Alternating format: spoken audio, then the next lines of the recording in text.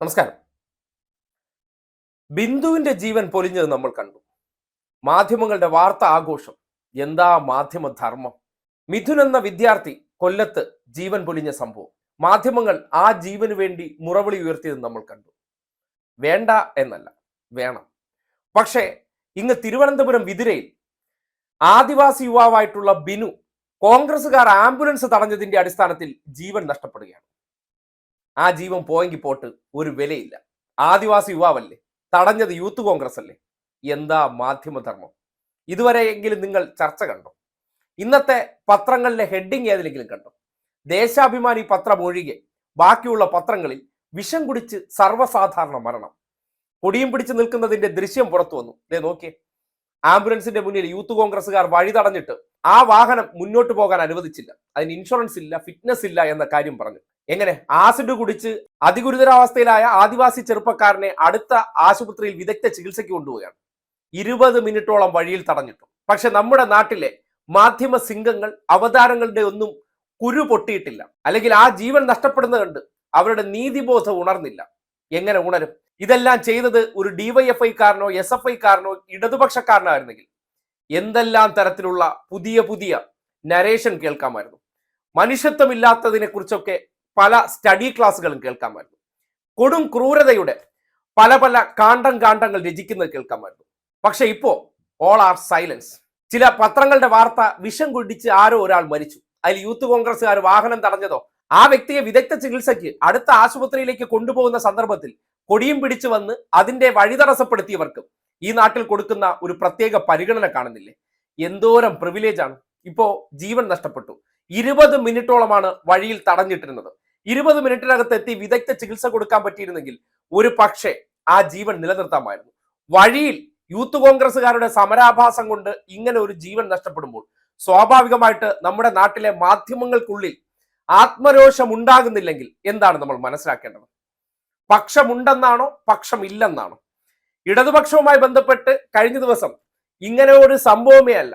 അതായത് കാലപ്പഴക്കത്തിന്റെ അടിസ്ഥാനത്തിൽ ഒരു കെട്ടിടം ഇടിഞ്ഞു വീഴുന്നു, മന്ത്രിക്ക് നേരെ നടന്ന ആക്രമണം, മന്ത്രി കാരണമാണ് വൈകിയത്, ഒരു ജീവൻ നഷ്ടപ്പെടുത്തിയത് മന്ത്രി.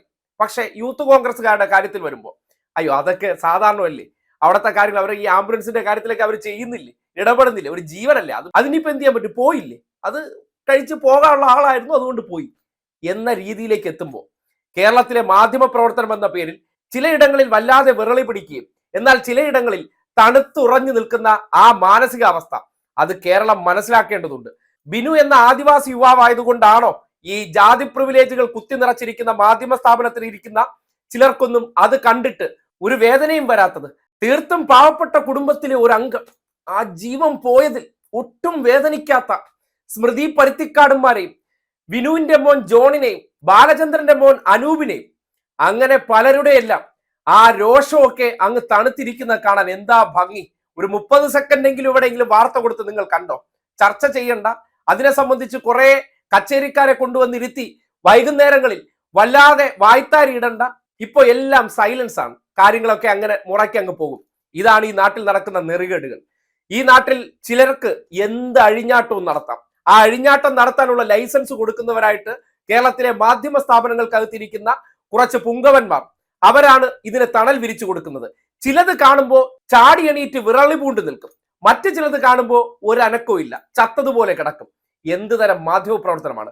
പക്ഷേ ആ തണലിൽ നിന്നുകൊണ്ട് യൂത്ത് കോൺഗ്രസ്സുകാർ നാട്ടിൽ ഇങ്ങനെ ജനങ്ങൾക്ക് ചികിത്സ കിട്ടാതെ അല്ലെങ്കിൽ ജനങ്ങളുടെ ജീവൻ രക്ഷിക്കുന്നതിന് തടയിട്ടതിന് ശേഷം അതിനെ സംബന്ധിച്ച് വീട്ടുകാർ പരാതിപ്പെടുമ്പോൾ ആ വിഷയത്തിലേക്ക് ക്യാമറ ചലിപ്പിച്ചില്ലെങ്കിൽ ഈ സംവിധാനം ഒന്നും നാട്ടുകാർക്ക് വേണ്ടിയല്ല. ഇതൊക്കെ ഇടതുപക്ഷത്തിനെതിരെ വാർത്തകൾ സൃഷ്ടിക്കാൻ വേണ്ടിയുള്ള ഒരു സംവിധാനമാണ്. ആ സംവിധാനത്തിന് പിന്നിലിരിക്കുന്ന അല്ലെങ്കിൽ അതിന്റെ കർട്ടൻ വലിക്കുന്നവർ ഈ ഇടതുവിരുദ്ധ മനോഭാവങ്ങളുടെ ഒരു കൂട്ടമാണ്. ആ കൂട്ടത്തിന് ഈ നാട്ടിലെ ജീവനെല്ലാം ഒരുപോലെയല്ല. എവിടെയെങ്കിലുമൊക്കെ സർക്കാരിനെ കരിവാരി തേക്കാനുണ്ടെങ്കിൽ അവിടെ അവർ ആഞ്ഞടിക്കുകയും എന്നാൽ മറ്റിടത്തൊരു സമാന സംഭവം കണ്ണിന്റെ മുന്നിൽ ഗുരുതര വീഴ്ചയാണെന്ന് കണ്ടിട്ടും അതിനെതിരെ ചെറുവിരൽ അനക്കാതിരിക്കുന്നുണ്ടെങ്കിൽ ഈ നാട്ടിലെ മാധ്യമ പ്രവർത്തനത്തെ സംബന്ധിച്ച് നാട്ടുകാർക്ക് ചിന്തിക്കാവുന്നതാണ്. ജീവനിൽ പോലും ഇവർക്ക് പാർഷ്യാലിറ്റി ഉണ്ടോ എന്ന്, അല്ലെങ്കിൽ വേർതിരിവുണ്ടോ, അതിൽ രാഷ്ട്രീയം കാണുന്നുണ്ടോ എന്നതിന്റെ ഒരു യാഥാർത്ഥ്യം തന്നെയാണ് ബിനുവിന്റെ ജീവൻ എന്ന് പറയേണ്ടി വരികയാണ്. ഇതുവരെ യൂത്ത് കോൺഗ്രസ് എന്ന പേരിൽ ഒരു ചർച്ചയ്ക്കോ ലൈവിനോ ആ വീട്ടിൽ പോയി ഒരു തരത്തിലുള്ള വാർത്താ വിസ്ഫോടനം ഉണ്ടാക്കാതെ മാറി നടക്കുന്ന ഇവരുടെ ഉദ്ദേശം എന്താണെന്ന് നാട്ടുകാർക്ക് കൃത്യമായി വായിച്ചെടുക്കാവുന്നതാണ്.